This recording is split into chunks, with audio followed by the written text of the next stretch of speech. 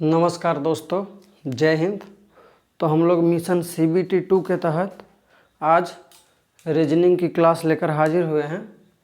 और आज रीजनिंग में हम वैसे चैप्टर से चलेंगे जहां से रेलवे हर साल कम से कम, अगर एनालिटिकल रीजनिंग को जोड़ दिया जाए तो कम से कम 7 से 8 नंबर का क्वेश्चन जो है एनालिटिकल रीजनिंग से करती है रेलवे।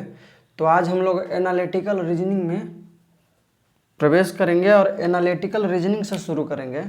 और मैं पहले वैसे चैप्टरों को पहले कराऊंगा जहां से रेलवे हमेशा ही क्वेश्चन पूछती है। तो देखिए,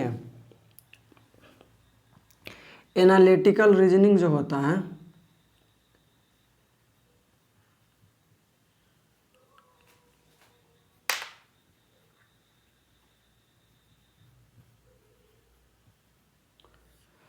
एनालिटिकल रीजनिंग में लगभग 5-6 चैप्टर हैं, है ना। तो उसको चैप्टर वाइज हम लोग पहले इंट्रोडक्शन कर लेते हैं कि कौन कौन सा चैप्टर है। तो देखिए, एक है अपना सैलोजिज्म,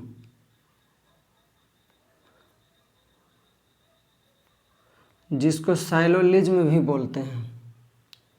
दूसरा है आपका स्टेटमेंट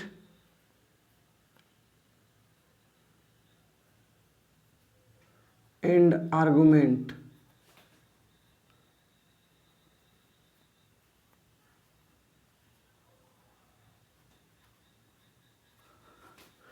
तीसरा है आपका स्टेटमेंट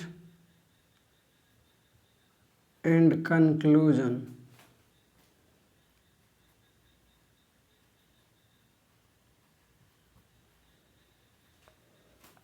चौथा है आपका कोर्स ऑफ एक्शन। और पांचवा है आपका डिसीजन मेकिंग।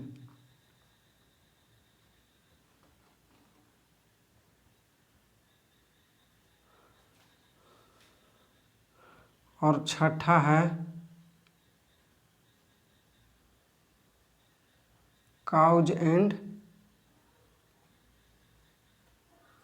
इफेक्ट। तो ये आपका जो है साइलोलिज्म का, तो साइलोलिज्म ही हो जाता है। स्टेटमेंट एंड आर्गुमेंट का होता है,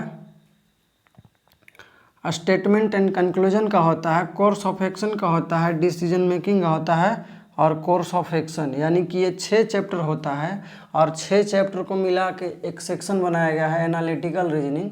तो हम लोग आज इस एनालिटिकल रीजनिंग के सैलोलिज्म से शुरू करेंगे। और आप विश्वास करिए, आपको अगर एक बार क्लास समाप्त कर दिया जाएगा तो रेलवे बोर्ड में आज तक जितने भी पूछे गए क्वेश्चन हैं, अगर एक भी छूट जाएगा तो दोबारा इस क्लास को आप कभी नहीं देखिएगा। तो आइए हम लोग आज शुरू करते हैं सैलोलिज्म से। एक एक करके पहले एनालिटिकल रीजनिंग को हम लोग समाप्त करेंगे। और ये अमूमन हर बच्चों को तकलीफ भी होता है कि एनालिटिकल रीजनिंग को कैसे ठीक करें, है ना। तो ये सबसे बनता भी नहीं है। तो आप विश्वास करिए कि अगर ये पूरा ख़त्म कर देंगे ना तो इससे क्वेश्चन नहीं छूटेगा। और मान लीजिए 10 में एक आध अगर छूट भी जाएगा ना तो वहाँ पे हम उसका भी उपाय बताएंगे कि कैसे क्या करेंगे। तो चलिए अब हम लोग सैलोलिज्म को शुरू करते हैं।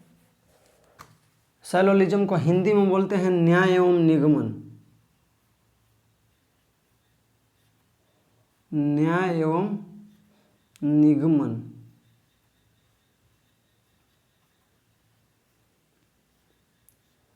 सैलोलिज्म का हिंदी होता है न्याय एवं निगमन। तो देखिए, हम लोग इतिहास वगैरह को नहीं समझते हुए सैलोलिज्म क्या था, कैसे आया, कैसे नहीं आया, हम लोग को क्वेश्चन पे फोकस करना है। टाइम कम है और हम लोग चूँकि टारगेट लेके चल रहे हैं तो विद्वता हासिल करने से बढ़िया है कि हम लोग को क्वेश्चन जितने भी हैं सारे बन जाए कि नंबर इंक्रीज कर जाए। तो देखिए, सैलोलिज्म जो होता है तो उसमें कुछ कथन होते हैं और उसके आधार पर कुछ निष्कर्ष निकालने होते हैं। तो किसी भी व्यक्ति के द्वारा जो दिया गया वक्तव्य होता है वही क्या होता है, और कथन होता है। और उस कथन के आधार पे जो कुछ परिणाम निकाला जाता है उस परिणाम को निष्कर्ष कहते हैं। तो समझ गए होंगे कि किसी भी व्यक्ति के द्वारा जो वक्तव्य दिया जाता है, जो उसके मुख से बोला जाता है, वह क्या हो गया, कथन हो गया। लेकिन उस वक्तव्य या कथन के आधार पे जो परिणाम निकालते हैं उस परिणाम को हम लोग बोलते हैं निष्कर्ष। तो न्याय एवं निगमन में जो कथन होते हैं वह कथन 4 प्रकार के होते हैं। तो सबसे पहले लिखना है क्या, कि कथन के प्रकार। कथन के प्रकार। पहले एक और चीज़ बता दें कि हमने तो बता दिया कि किसी भी व्यक्ति के द्वारा जो वक्तव्य दिया जाता है वह कथन होता है। लेकिन कथन में भी 2 चीज़ें होती हैं, एक होता है सब्जेक्ट और एक होता है प्रेडिकेट, है ना। एक होता है सब्जेक्ट और एक होता है प्रेडिकेट। तो सब्जेक्ट किसे कहते हैं और प्रेडिकेट किसे कहते हैं, इसके आधार पे हम लोग इसको समझ लेते हैं थोड़ा सा। तो देखिए, अगर मैं एक दे दूं कथन,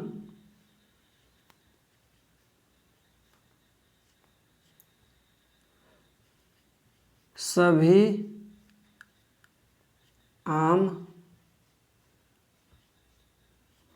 मीठे हैं। सभी आम मीठे हैं।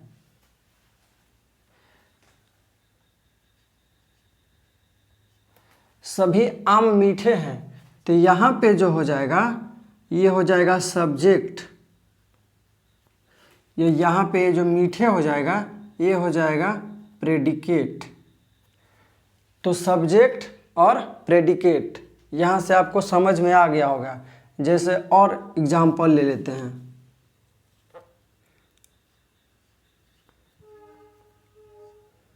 कुछ रंग काले हैं। कुछ रंग काले हैं। तो यहाँ पे जो रंग दिखाई दे रहा है ये हो गया सब्जेक्ट, और यहाँ पे जो काले दिखाई दे रहा है ये हो गया प्रेडिकेट। तो क्या हो गया, कथन में 2 चीज़ें होती हैं, एक होता है सब्जेक्ट और एक होता है प्रेडिकेट। इसको समझने के बाद अब हम लोग आते हैं डायरेक्ट कि कथन के प्रकार कितने होते हैं। तो कथन जो होता है उसके 4 प्रकार होते हैं। कथन के कितने प्रकार होते हैं, 4 प्रकार। तो वो कथन कौन कौन सा होता है, तो देखिए, पहला कथन होता है ए टाइप कथन। क्या होता है, ए टाइप कथन। ए टाइप कथन में क्या होता है, तो ए टाइप कथन में वैसे कथन को कहा जाता है जिस कथन से सभी की भावना निकलता है, ऑल की भावना निकलता है। तो ए है ना, ए मतलब क्या हो गया, ऑल। ऑल मतलब सभी। जैसे सभी गाय हाथी है।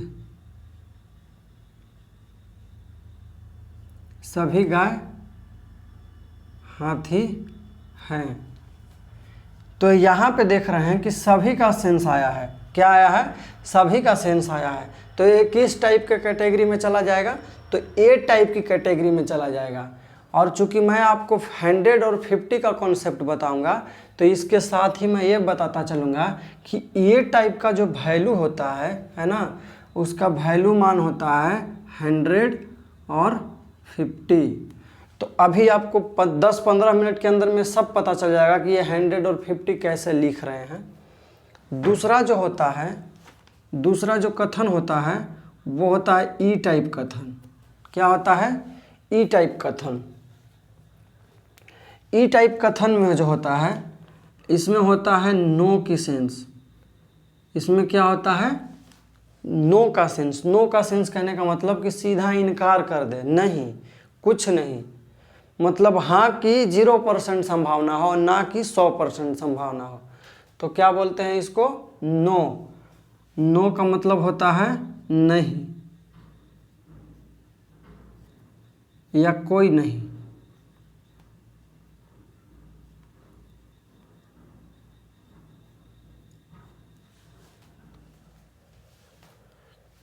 अब यहाँ पे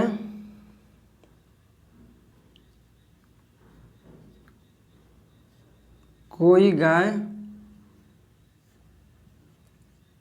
हाथी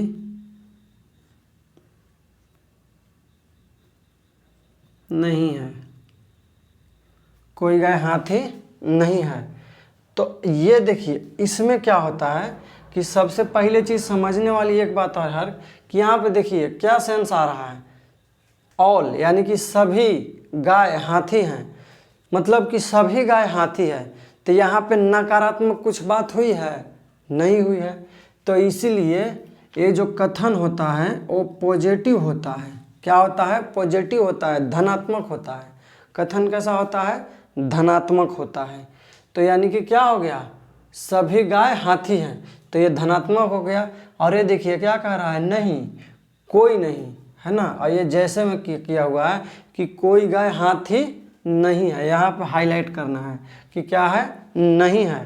तो नहीं का मतलब क्या होता है कि ये जो हो गया यह निगेटिव कथन हो गया। क्या हो गया? निगेटिव कथन, यानी कि निगेटिव स्टेटमेंट हो गया।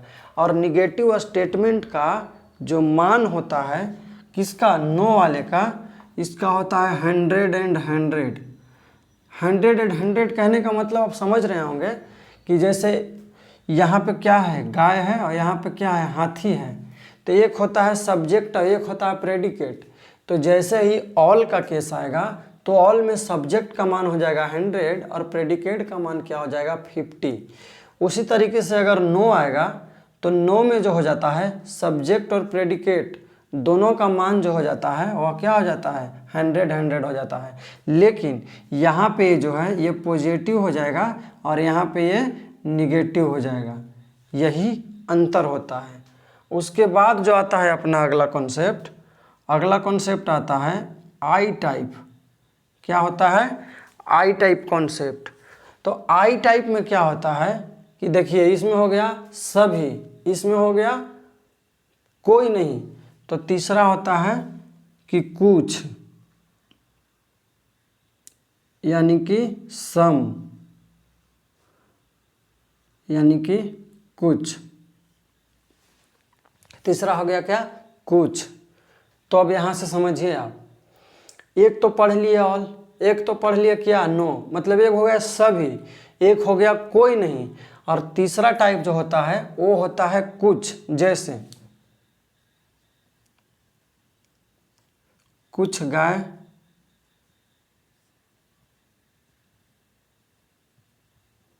कुछ गाय हाथी हैं, कुछ गाय क्या है, हाथी हैं। और इसका जो मान होता है, इसका मान होता है 50-50, यानी कि सब्जेक्ट में भी 50 और प्रेडिकेट में भी 50। और वैल्यू क्या होता है, पॉजिटिव होता है। देखिए कोई नकारात्मक बातें नहीं आ रही है। उसके बाद होता है ओ टाइप कथन। ओ टाइप कथन होता है सम नॉट, सम नॉट। ये पॉजिटिव हो जाएगा तो एक बार फिर से ये क्या हो जाएगा, निगेटिव हो जाएगा। ये क्या हो जाएगा, निगेटिव हो जाएगा। अब जैसे इसका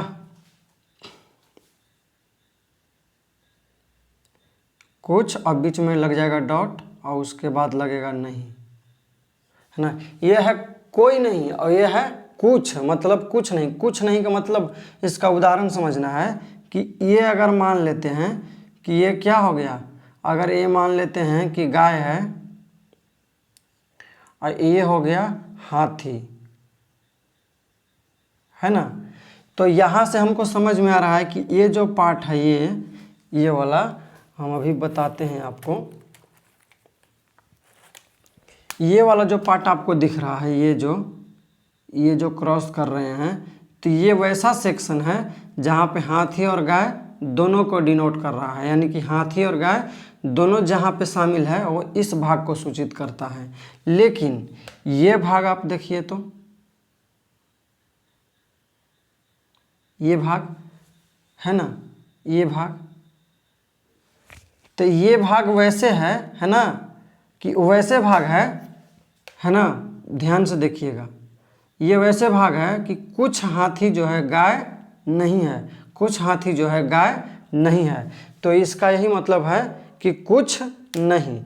तो कहने का मतलब कि कुछ ग्रुप, मान लीजिए 100 लोग हैं, 100 लोग, तो 30 लोग मान लीजिए चाय पी लिया है ना, 20 लोग नाश्ता कर लिया, तो 50 हो गया। और 50 में से कह दिया गया कि कुछ जो है चाय नहीं पीते हैं, तो कुछ नहीं, कुछ नहीं। अब इसको समझिए, इसको ध्यान से समझिए।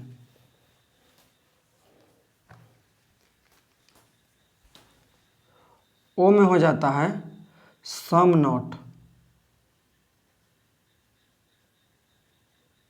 सम नॉट का मतलब कुछ नहीं, यहाँ पे डॉट रहेगा। जैसे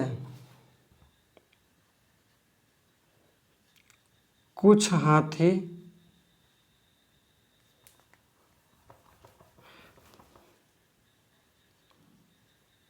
कुछ गाय हाथी नहीं है, कुछ गाय हाथी नहीं है। तो देखिए ये कैसा मान हुआ, निगेटिव हुआ, है ना, कैसा हुआ, निगेटिव हुआ। अब यहाँ पे ध्यान देने वाली बातें हैं कि हमने बताया था ए टाइप, ए टाइप में क्या बताया था कि मतलब सभी, और सभी के लिए मैंने बताया था कि सभी जब आएगा तो सब्जेक्ट में वैल्यू होता है 100 और प्रेडिकेट में वैल्यू होता है 50। अगर आएगा कि नो, कोई नहीं, है ना, कोई नहीं, नो, नो के सेंस में, तो चूंकि यह निगेटिव है, और जहाँ भी निगेटिव आएगा तो निगेटिव स्टेटमेंट के साथ हमेशा वैल्यू 100 रखना है, लेकिन वह कितने में होगा, 100 में होगा। तो इसलिए दोनों पे क्या रखा है मैंने, 100 मान रखा है। लेकिन तीसरा आया है कि सम, सम मतलब कि कुछ, तो कुछ आया है, तो जैसे ही कुछ का फीलिंग होगा तो उसका वैल्यू कितना हो जाएगा, 50-50, लेकिन वह पॉजिटिव में होगा। लेकिन इसी कुछ को यहाँ कुछ कह रहा है, यहाँ पे कुछ नहीं कह रहा है ना। जैसे अगर आओ समझना है तो देखिए इसको इस डायग्राम से आप समझिए। ये हो गया मान लीजिए कि गाय, ये हो गया मान लीजिए कि हाथी। अब जरा सा खुद समझिए आप कि ये जो पार्ट दिख रहा है, ये तो हाथी का पार्ट दिख रहा है, हाथी का पार्ट दिख रहा है, लेकिन ये भी तो पार्ट हाथी का है। ये जो पूरा गोला ऐसे बना है, ये भी तो पार्ट हाथी का है, हाथी का है। अब देखिए, अब जैसे ये गाय को देखिए, ये पूरा पार्ट जो दिख रहा है ये तो गाय वाला है, किसका है, गाय वाला है। लेकिन ये जो पार्ट बीच में जो दोनों में कॉमन पार्ट है, ये भी तो पार्ट कुछ गाय वाला है। तो हाथी वाला और गाय वाला दोनों वाला कुछ पार्ट मिल गया कि नहीं, यहाँ पे मिल गया है। लेकिन अगर हम यहाँ पे ऐसे कहें कि कुछ गाय जो है हाथी है, कुछ गाय जो है वो हाथी है, तो ये वाला जो पार्ट हो जाएगा, ये जो देखिए कुछ गाय जो है हाथी वाला पार्ट में शामिल है।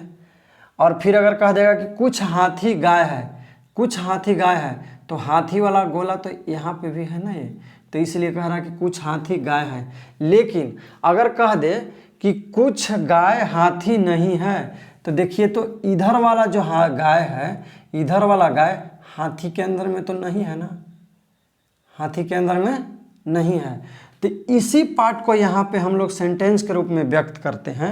और सेंटेंस के रूप में जब हम व्यक्त करते हैं तो इसका वैल्यू जो होता है, मैंने पहले ही बताया कि जहाँ पे भी नो केस आ जाएगा तो देखिए तो सम नॉट आया है, लास्ट वाला के साथ नॉट आया है, तो इसका वैल्यू हो जाएगा 50 और इसका वैल्यू हो जाएगा 100। लेकिन ये दोनों कैसा होगा, निगेटिव में होगा। कैसा होगा, निगेटिव में होगा। तो आप समझ रहे होंगे कि कथन कितने प्रकार के हो गए, 4 प्रकार के हो गए, A type, E type, I type और ओ टाइप। और सबका मैंने इंट्रोडक्शन करवा दिया।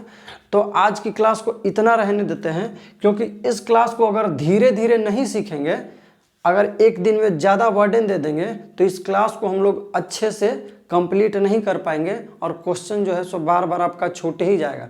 तो ऐसा क्लास करने से कोई फ़ायदा रह नहीं जाएगा। इसलिए आज का मैंने इंट्रोडक्शन करवाया है कि मतलब कथन किसे कहते हैं और निष्कर्ष किसे कहते हैं और कथन कितने प्रकार का होता है।